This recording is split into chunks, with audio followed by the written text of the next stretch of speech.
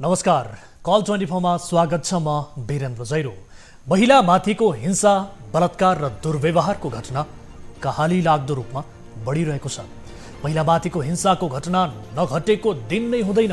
हरेक दिन नेपाली चेलीहरूको अस्मिता नलुटिएको दिन नै हुँदैन। यति मात्र नभई बलात्कारपछि हत्याको घटना पनि बढ्दो छ। गत बुधबार पनि यस्तै भयो बैतडीको दोगडा केदार गाउँपालिकामा, जहाँ विद्यालय गएकी एक किशोरी घर समेत फर्कन पाइनन्। 17 वर्षीय ती किशोरीको खोजी गर्दा बिहिबार साँझ गाउँलेहरू सब क्षत अवस्थामा फेला पारेका थिए। सबको प्रकृति हेर्दा बलात्कारपछि हत्या भएको प्रमाण प्रशस्तै पाइएको छ। केही महिना अघि मात्र पिता गुमाएकी यी पुत्रीको हालत यस्तो भएपछि आमाको मन छिया भएको छ।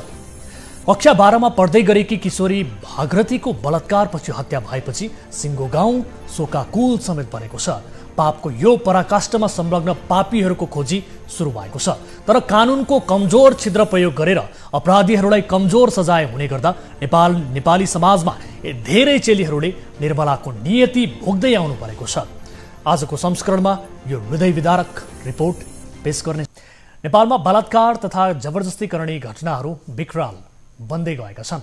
दैनिक 6 देखि 7 जना महिला बलात्कार तथा जबरजस्ती करणीको शिकार हुने गरेको प्रहरीको तथ्याङ्कले देखाएको छ। नेपाल प्रहरीसँग दैनिक 6 देखि 7 जना महिला बलात्कार तथा जबरजस्ती करणीको शिकार हुने गरेको तथ्याङ्क छ। यो तथ्याङ्क प्रहरीमा उजुरी परेको मात्र हो, तर यस्ता घटनाहरू गाउँघरमै मिलाउने प्रचलनका कारण देशमा बलात्कार, हिंसा, जबरजस्तीका घटनाहरू बढ्दै गएका छन्। देशभरका घटना केलाउँदा 3 वर्षकी नानीदेखि 70 वर्षीय हजुर आमालाई पनि पापीहरूले छाडेका छैनन्। एउटा अपराध बैतडी दोगडा केदार गाउँपालिकामा वडा नम्बर 7 मा भएको छ। दोगडा केदारकी 17 वर्षीय किशोरी भागरथी भट्ट यति बेला उनको विभत्स हत्या भएको घटना बाहिरिएको छ। गत बुधबार विद्यालय गएकी 17 वर्षीय भागरथी कहिले नफर्किने गरी अस्ताएकी छन्। उनको शव अर्धनग्न अवस्थामा भेटिएको थियो। उनको बलात्कार भएको आशंका स्थानीय र आफन्तको रहेको छ। बैतडीबाट टिभी जर्नलिस्ट कृष्ण विष्टले पठाएको यो हृदय विदारक रिपोर्ट हेरौँ। छोरीको जीवन रक्षा हुँदैन, बेला बखत मन कुडिन्छ छोरी चेली कुनै पापीहरूको शिकार बन्ने हुन् कि भनेर। यस्तै अर्को घटना दोहोरिएको छ। बैतडी दोगडा केदार गाउँपालिका वडा नम्बर 7 यति बेला आँसुले डुबेको छ र हरेक नेपालीलाई पुनः एकपटक झस्काएको छ। दोगडा केदार गाउँपालिका वडा नम्बर 7 की 17 वर्षीय किशोरी भागरथी भट्ट सधैँझै बुधबार पनि विद्यालय गएकी थिए। सधैँ जस्तै हाँस्दै घर फर्किने आशा उनकी आमा र परिवारले गरेको थियो, तर विडम्बना उनी कहिल्यै फर्किनन्। बुधबार रातिसम्म पनि घर नफर्किएपछि उनको परिवारले साँझ खोज तलास गर्दा नभेटिएपछि बिहिबार गाउँलेले बिहानैदेखि खोजी सुरु गरे। सबै छिमेकी मिलेर खोज्दै जाँदा बिहिबार साँझ भागरथीको शव जङ्गलमा क्षत अवस्थामा भेटिएको थियो। लगाएको लुगा च्यातिएको र अर्धनग्न अवस्थामा शव भेटाएको मृतकका काकाले जानकारी दिए। त्यस्तो यदि धन सम्पत्ति र गरगहनाले टन्न आइमाई बाटो हिँडिरहेको अवस्था भए त्यो लुट्नको लागि होला भन्ने एउटा सोचिन्थ्यो होइन। अनि त्यसपछि त्योसँग कुनै रिसिभी अथवा कसैसित कल झगडा भएको यता कता अघि पछि त्यो पत्ता लागेको भए थाहा भएको भए त्यो हुन सक्थ्यो, एउटा कल्पना गर्न सकिन्छ भने त्यो त थिएन नि। एउटा निर्दोष बालिकाले पढ्न पाउनुपर्छ, विद्यालय भर्ना भएको अवस्थामा उसले विद्यालय त पढ्न पाउनु पर्थ्यो नि, त्यो त उसको नैसर्गिक अधिकार हो नि। भने त्यसमाथि प्रहार गर्न कहीँ टाढाको दूर दराजको मान्छे होइन, त्यो नजिकको हो, त्यसलाई जसरी पनि फाँसी दिनुपर्छ। हाम्रो मान्यता त्यही। पत्ता लगाएको हुनसक्छ, उसले सबै इन्फर्मेसन थाहा भएको मान्छे नै हुनसक्छ। यो खबर सुनेपछि 1.5 महिना पहिले श्रीमान गुमाएकी भागरथीकी आमा द्रौपदी सम्हालिन सकेका छैनन्। शरीरभरि निलजाम, लुगाहरू च्यातिएको, अर्धनग्न अवस्थामा शव भेटिनु र यौनाङ्गबाट रगत बगेको देखिनुले बलात्कारपछि हत्या भएको आशंका गरिएको छ। सनातन धर्म माविमा कक्षा 12 मा अध्ययनरत भागरथीको विभत्स रूपमा हत्या भएको घटना बाहिरिएपछि विद्यार्थी, स्थानीय राजनीतिक दलका प्रतिनिधिहरू आन्दोलनमा उत्रिएका छन्।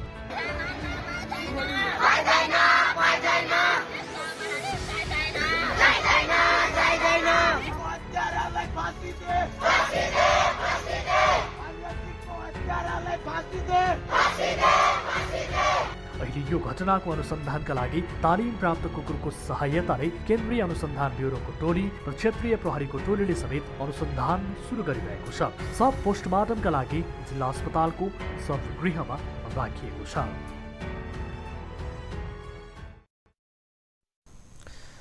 दर्शकहरू, यस्तो हृदय विदारक घटना यो समाजमा दैनिक जसो घटिरहेका छन्, तर पनि सम्बन्धित निकायले विशेष गरी यसलाई कडाइका साथ यी दोषीहरूलाई कारबाही गर्न सकेको छैन, कारबाहीको दायरामा ल्याउन सकेको छैन। जे जति माथि शङ्का आशंका गरिन्छ उनीहरूमाथि उचित किसिमको छानबिन यो देशमा हुन सकेको छैन, जसका कारण हाम्रा छोरी चेलीहरू दिनहुँ असुरक्षित बन्दै गइरहेका छन् र यसरी बलात्कार जस्तो जघन्य अपराधको शिकार बन्नु परिरहेको छ।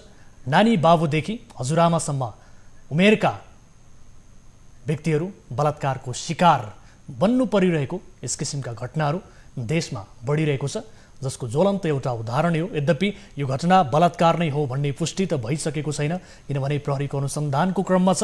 तर पनि यस्ता धेरै प्रमाणहरू भेटिएका छन्, प्रमाणहरू प्रशस्तै भेटिएका छन् कि यो घटना बलात्कारपछि हत्या यो अपराध नै हो भन्ने किसिमका धेरै प्रमाणहरू यति बेला प्रशस्तै भेटिएको बारे पनि जानकारी प्राप्त भएको छ, जसको यति बेला दोषीलाई कडाभन्दा कडा कारबाही हुनुपर्ने, दोषीलाई छिटोभन्दा छिटो खोजी गर्नुपर्ने भन्दै स्थानीय नागरिकहरू र विद्यालयका विद्यार्थीहरू समेत सडक आन्दोलनमा उत्रिएको स्थिति छ।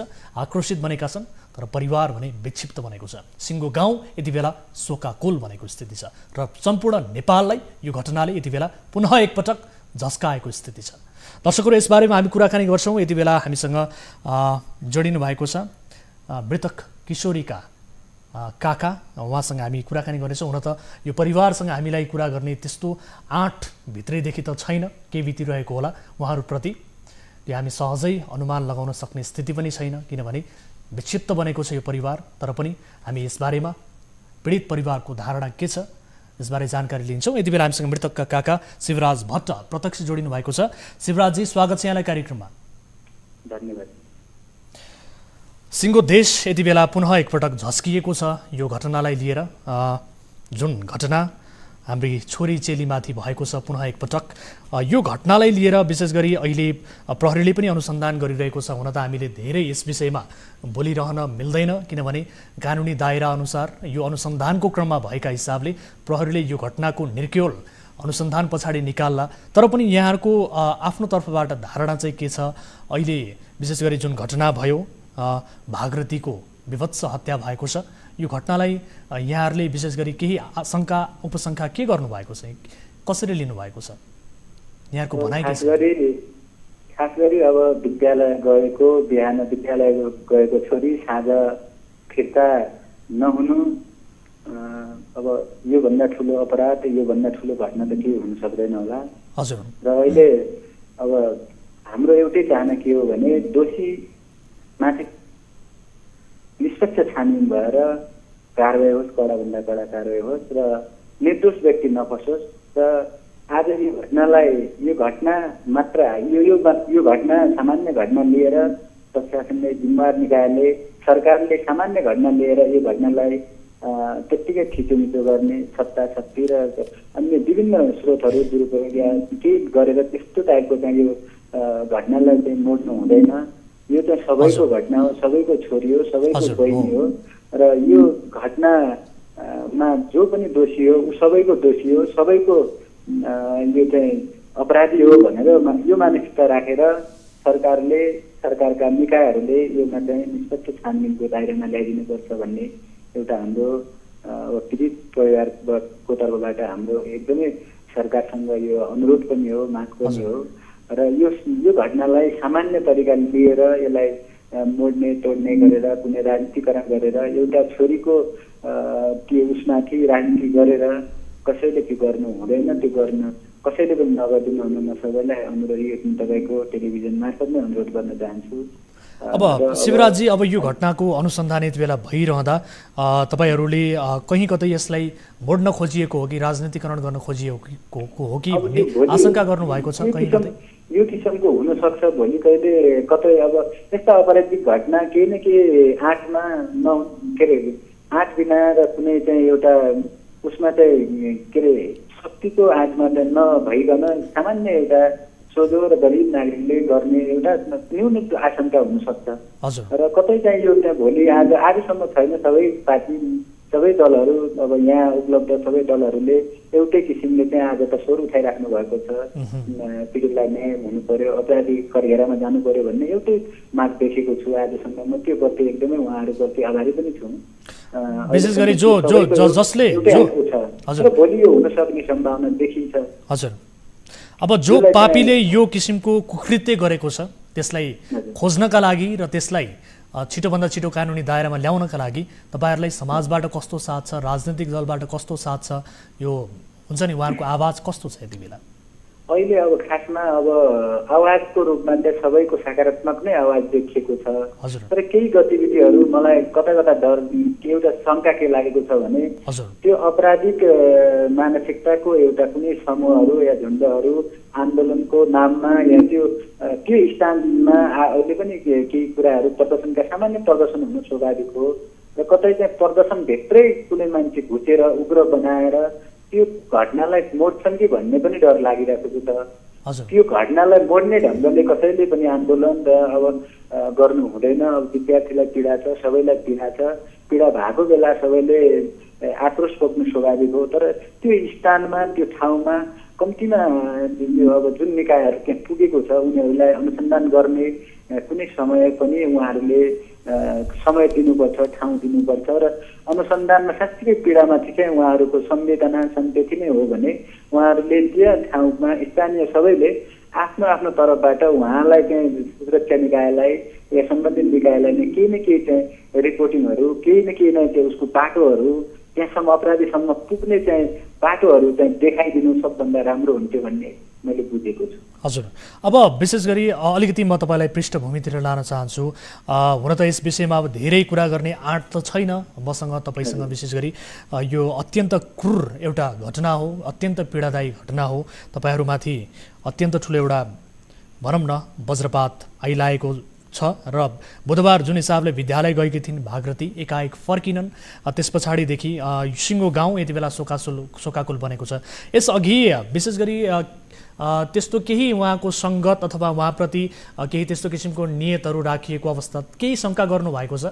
यो घटना एकाएक भएको हो कि अथवा यसअघि पनि केही त्यस्तो किसिमको? घरैसी सबै कुरा हाम्रो घरैसी ब्याकग्राउन्ड अब हाम्रो त्यो दाइ जितेको मात्रै 45-50 दिन मात्रै भएको छ। त्यो छोरीको बाउ जितेको मात्रै 45-46 दिन भएको छ। अनि उहाँ चाहिँ गाउँमै एउटा यस्तो इमान्दार हो जसले चाहिँ अहिलेसम्म अब काम घरैसी पनि एउटा ठुलो जिम्मेवारी छ। घरमा खालि एउटा क्रियामा बसेको सेतो लुगा लगाएको मम्मी र उहाँ मात्रै बस्नुहुन्छ। अनि त्यो बिचमा चाहिँ उनको कुनै पनि त्यस्तो किसिमको चाहिँ आशंका गर्ने ठाउँहरू छैन। मैले भाउजूलाई पनि त्यो किसिमको सबै कुरा सोधेँ, कुनै फोनहरू आउने कुनै टाइपको के। ठिक छ शिवराजी, एकैछिन हामीले सम्पर्कमा ल्याएका छौँ यति बेला टेलिफोन सम्पर्कमा बैतडीका डिएसपी नारायण प्रसाद अधिकारीलाई हामीले सम्पर्कमा ल्याएका छौँ। डिएसपी साहब, स्वागत छ यहाँलाई कार्यक्रममा। यहाँलाई धेरै धेरै धन्यवाद। हजुर, अब विशेष गरी अनुसन्धानकै क्रममा छ हुन त यो घटना, तर पनि अहिलेसम्म यो प्रारम्भिक अनुसन्धानबाट के कस्तो कुराहरू खुल्न आएको छ? यो घटनाको प्रकृति हेर्दा विशेष गरी यो बलात्कारपछि हत्या गरिएको भन्ने किसिमका कुराहरू आइरहेका छन्। पीडित परिवारको पनि त्यही किसिमको आशंका छ, सिङ्गो समाजले त्यही आशंका गरिरहेको स्थिति छ। यहाँको अनुसन्धानले के भनिरहेको छ सर? एकदमै अब बैतडीमा दुःखद एकदम दर्दनाक घटना घटेको छ। हामीहरू सबै शोकमा छौँ। अब एक प्रकारले घटनास्थल गर्ने सबलाई चाहिँ हामीले जिल्ला अस्पतालमा पोस्टमार्टमको लागि चाहिँ लगिएको छ। अब त्यस पश्चात यो घटनासँग जोडिएका यो घटना घटाउन सक्ने शङ्कित अभियुक्तहरूलाई पक्राउ गर्नको निमित्त तिनीहरूलाई कानुनी दायरामा ल्याउनको निमित्त म आफै स्वयं अहिले खटिरहेको अवस्था छ। र यहाँलाई म के भन्न चाहन्छु भने केही समयपछि तुरुन्त चाँडै नै अब केही न केही चाहिँ अपराधीलाई चाहिँ हामी ल्याउने वचन गर्न चाहन्छु। अब डिएसपी साहब, हुन त त्यहाँ घटनाको प्रकृति हेर्दा विशेष गरी जो किशोरी छिन् भागरथी, उहाँको लुगा च्यातिएको, अर्धनग्न अवस्थामा भेटिएको भन्ने किसिमको जुन कुराहरू आइरहेको छ, यो प्रकृति हेर्दा कतै बलात्कार पछि हत्या गरिएको हो कि भन्ने कुरालाई लिएर प्रहरीले केही ठहर गर्न सक्यो? अहिलेसम्म केही छ त्यस्तो? बलात्कार नै हो भन्ने हिसाबले? हजुर, एकदमै यो शङ्कित छ, शङ्काको घेरामा छ।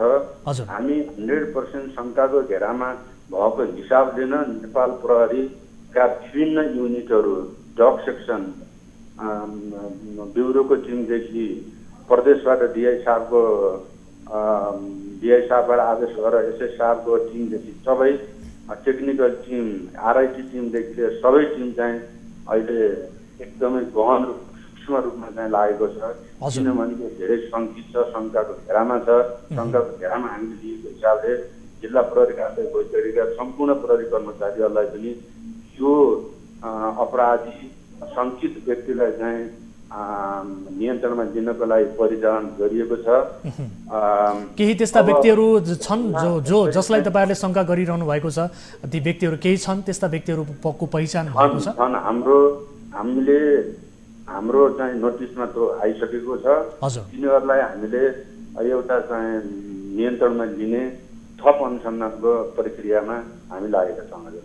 हजुर, अब डिएसपी साहब, पीडित परिवारको के पनि आशंका छ भने यो घटनालाई कहीँ कतै राजनीतिकरण गर्ने र यसको अनुसन्धानलाई कहीँ कतै फितलो बनाइने हो कि अथवा यसलाई तोडमोड गरिने हो कि भन्ने किसिमको आशंका रहेको छ। पीडित परिवारमा यो किसिमको चिन्ता पनि रहेको छ र विगतका दृष्टान्तहरूले पनि यही देखाएको छ। किनभने निर्मला पन्त प्रकरण यहाँहरू सबैलाई थाहा छ, सर्वविदितै छ। यति बेला अहिलेसम्म दोषी पत्ता लाग्न सकेको स्थिति छैन र यो घटना पनि कहीँ कतै निर्मला पन्त प्रकरण जस्तै हुने हो कि यसलाई पार्न खोजिने हो कि भन्ने किसिमको चिन्ता छ। डिएसपी साहब, के भन्नुहुन्छ? तपाईँ प्रत्यक्ष रूपमा यसको अनुसन्धानमा एउटा नेतृत्व गरिरहनु भएको छ, सिआइबीको टोली त्यहाँ गएको छ, यति धेरै ब्युरोहरू परिचालन भएको स्थिति छ, तपाईँ के भन्न चाहनुहुन्छ?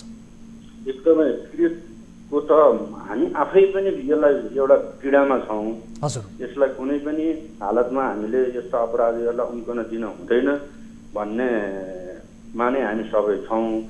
त्यस कारणले मैले के भन्न चाहन्छु भने कुनै पनि हालतमा कसैको लोभ, प्रभाव, दबाव, कसैको कुनै केहीमा चाहिँ नलागेर अब त्यो बाहिरी छ त्यो कुनै पनि उमा नलागेर जसरी पनि कुनै पनि हालतमा हाम्रा भएका चाहिँ संयन्त्रहरू, हाम्रा भएका स्रोत साधनहरू परिचालन गरेर शङ्कित अभियुक्तलाई हामीले नियन्त्रणमा लिनेछौँ भन्ने चाहिँ मैले पीडितहरूलाई। डिएसपी साहब, यति बेला पीडित परिवारका शिवराज भट्ट जो भागरथीका काका हुनुहुन्छ, मृतकका काका, हामीसँग टेलिफोन सम्पर्कमा हुनुहुन्छ। यो परिवारलाई के आश्वस्त पार्न चाहनुहुन्छ, के आश्वासन दिन चाहनुहुन्छ तपाईँ? अनुसन्धान पीडितहरूलाई उहाँहरू एकदमै पीडामा हुनुहुन्छ, हामी पनि पीडामा छौँ, बजारी पीडामा छ। एउटा स्तब्ध घटना घटेको छ, सबै स्तब्ध छौँ। तसर्थ हामीले हाम्रो बल बुद्धि सबै हाम्रो स्रोत साधनले भ्याएसम्म कुनै पनि हालतमा अभियुक्तलाई उम्कन नदिने परिस्थिति हामी सिर्जना गर्छौँ। त्यो कुरामा ढुक्क हुन म पीडितहरूलाई आग्रह गर्छु। अब विशेष गरी यहाँहरूको अनुसन्धान मैले अन्तिममा सोधिहालेँ। हुन त यो प्रश्न अलिकति छिट्टै पनि होला, मतलब यो प्रश्न यति धेरै चाँडै पनि सोधिहाल्नुपर्ने स्थिति होइन। अब यो घटनाको निर्क्योल, विशेष गरी बलात्कारपछि हत्या हो अथवा के हो भन्ने कुरा, यो ठहर अनुसन्धानको यो निर्क्योल चाहिँ कति समय लाग्ला सर? यो किनभने तपाईँहरूले केही व्यक्तिहरूलाई शङ्का पनि गर्नुभएको छ, नियन्त्रणमा लिने क्रम पनि रहेको भनेर तपाईँले स्वयं नै बताउनु भएको छ। यो घटनाको प्रकृति जुन छ यसलाई लिएर निर्क्योल हुन समय चाहिँ कति लाग्ला सर? यो बलात्कारपछि हत्या नै हो अथवा यो घटना चाहिँ के हो भनेर यसको प्रकृतिको बारेमा? अब यो चाहिँ कज अफ डेथ, मृत्युको कारण हजुर दिने भनेको पोस्टमार्टमले नै हो। हजुर, पोस्टमार्टम चाहिँ सम्भवतः आज पोस्टमार्टमको प्रक्रिया सकिन्छ। पोस्टमार्टम सकिएपछि यसको लिखित कज अफ डेथको लिखित आउँछ, के कसरी चाहिँ मृत्यु भयो भन्ने कुरा त्यसबाट आउँछ। हस् डिएसपी साहब, समय र जानकारीका लागि धन्यवाद। र यो घटनालाई लिएर हामी फेरि पनि तपाईँसँग बुझ्नेछौँ र आशा छ यहाँहरूले दोषीलाई, यो पापीलाई कडाभन्दा कडा कारबाही तपाईँले गर्नुहुनेछ र कानुनी कुनै पनि छिद्रको प्रयोग गरेर यो दोषी उम्किन नपाओस् हामी तपाईहरुलाई यही अनुरोध गर्न चाहन्छौँ र तपाईहरुको गम्भीर रूपमा यस विषयलाई लिएर ध्यानाकर्षण पनि गराउन चाहन्छौँ। हुन त आफ्नो ड्युटी यहाँले पूरा गर्नुहुन्छ, यसमा हामी विश्वस्त छौँ, तर विगतका दृष्टान्तलाई हेर्ने हो भने कहीँ कतै शङ्का उपशङ्का गर्ने जुन किसिमको ठाउँ रहेको छ, यो ठाउँ कहीँ कतै पनि यो घटनालाई लिएर गर्ने ठाउँ नरहोस्, हामी यही चाहन्छौँ। समय र जानकारीका लागि धेरै धेरै धन्यवाद डिएसपी साहब। हजुर हस्। शिवराजजी सुन्दै हुनुहुन्छ मलाई? हजुर हजुर। हामीले डिएसपी साहबसँग पनि कुराकानी गऱ्यौँ। अब के भन्न चाहनुहुन्छ अन्तिममा? अब विशेष गरी तपाईँले के आह्वान गर्न चाहनुहुन्छ बताउनुहोस् न। कुरो देशले पनि धेरै कुरा गम्भीर कुरा गर्नुभएको छ। उहाँको अब त्यो घटनादेखि नै सुरुदेखि नै हामी त्यो 21 गतेको रातिदेखि नै अब प्रहरी प्रशासनले देखाएको सक्रियता एकदमै सराहनीय नै छ। अहिलेसम्म हामी त्यसमा यो प्रशासनले यो नेतृत्वले केही न केही गर्छ, गरेर ल्याउँछ। हामी त म त विश्वास कति छु भने यो धेरै ठुलो सहरी एरिया पनि होइन, सानो साँगुरो ठाउँ छ, त्यहाँ चाहिँ हरेक कुरा चाहिँ पत्ता लगाउनु सजिलै छ। देशको यो एकदमै एक्टिभता र उहाँको टोलीको यो सबैले गर्दा म ल्याउँछ, यो अपराधीलाई समातेर ल्याउँछ भन्ने म विश्वस्त छु। र अन्तिममा अब यो कतै कसैको शक्तिको नजिक चाहिँ यो घटना मोडिँदै जाँदाखेरि चाहिँ कतै चाहिँ यो घटनालाई चाहिँ राजनीतिकरण नहोस् भन्ने मेरो ठुलो चाहिँ सबैप्रति अब हाम्रो चाहना पनि त्यो यो दोषी सबैको दोषी हो। अपराधी त्यस्तो क्रूर, त्यो देख्न नसक्ने तस्बिर, विक्षिप्त अवस्थामा घाँटीमा त्यत्रो दाग छ, शरीरभरि दाँतका घाउ छन्, अनि अरू त भन्नै नसक्ने, हामीले हेर्नै नसक्ने गरी त्यस्तो अवस्थामा छोडेको छ। अब त्यो अवस्थालाई पनि कसैले अपराधीलाई पनि मेरो या तेरो नाममा चाहिँ कसैले त्यो गर्नु खोज्छ भने त्यो राम्रो होइन। यसलाई चाहिँ समयमै सबै पक्षलाई सचेत र सजग हुन म सबैलाई अनुरोध गर्दछु। हस्, हामी तपाईँ आफू स्वयं पनि अलिकति बलियो बन्नुहोला र विशेष गरी यो समयमा अलिकति धैर्य धारण गर्ने शक्ति प्रदान गरून् ईश्वरले, हामी यही कामना गर्न चाहन्छौँ। भागरथीको आत्माको चिर शान्तिको कामना गर्न चाहन्छौँ र भागरथीको परिवार सम्पूर्णलाई धैर्यताका लागि, धैर्य धारण गर्नका लागि हामी अनुरोध गर्न चाहन्छौँ। समय र जानकारीका लागि यहाँलाई धेरै धेरै धन्यवाद। आशा छ यो पापी, यो विशेष गरी यो कुकृत्य गर्ने दोषीलाई निरन्तर रूपमा हामी खबरदारी गरेर भए पनि कडाभन्दा कडा कारबाहीको दायरामा ल्याउनेछौँ र आउनेछ। प्रहरी प्रशासनले उहाँलाई, जो पापी छ त्यो पापीलाई कानुनी दायरामा ल्याउनेछ भन्ने कुरामा हामी विश्वस्त छौँ, आशावादी छौँ। अहिलेका लागि धेरै धेरै धन्यवाद। दर्शकहरू, अत्यन्त हृदय विदारक घटना छ। विशेष गरी हाम्रा बहिनी, छोरी, चेलीहरू यसरी यो समाजमा दिन प्रतिदिन असुरक्षित बन्दै गइरहेका छन्, बलात्कार जस्तो जघन्य अपराधको शिकार बनिरहेका छन्। यो बडो विडम्बनाको विषय रहेको छ। हामी निरन्तर रूपमा यो विषयमा खबरदारी गरिरहेका छौँ र स्थानीय प्रशासन र नेपालको कानुन, विशेष गरी कानुनको कुनै पनि क्षेत्रलाई प्रयोग गरेर यस्तो कुकृत्य गर्ने, यस्तो जघन्य अपराध गर्ने पापीले उम्कन नपाओस्, हामी यही चाहन्छौँ। र यो घटनालाई पनि निर्मला प्रकरणको जस्तो यो घटना हुने दिन नआओस्, हामी यही चाहन्छौँ। निर्मला पन्तको जुन हिसाबले बलात्कारपछि हत्या भएको थियो, अहिलेसम्म दोषी पत्ता लाग्न सकेको स्थिति छैन। यो घटना पुनः नदोहोरियोस्, हामी यही चाहन्छौँ। यसको सही रूपमा अनुसन्धान होस् र दोषीलाई कडाभन्दा कडा कारबाही होस्। यसरी हाम्रा छोरी चेलीहरूलाई बलात्कार गर्ने, यसरी जघन्य अपराधको शिकार बनाउनेलाई फाँसीको सजाय दिए पनि कम हुन्छ। तर पनि कानुनको कुनै पनि छिद्र प्रयोग गरेर यस्ता दोषीहरू उम्किन नपाउन्, हामी यही आग्रह गर्न चाहन्छौँ। र यो घटनालाई लिएर आगामी दिनमा फेरि पनि फलो गर्नेछौँ। जबसम्म यसको दोषी कानुनको दायरामा आउँदैन, कानुनले यसलाई उभ्याउन सक्दैन, तबसम्म हामी निरन्तर रूपमा यो घटनालाई लिएर आवाज उठाइरहनेछौँ र पीडितको पक्षमा हामी आफ्नो आवाजलाई बुलन्द बनाइरहनेछौँ।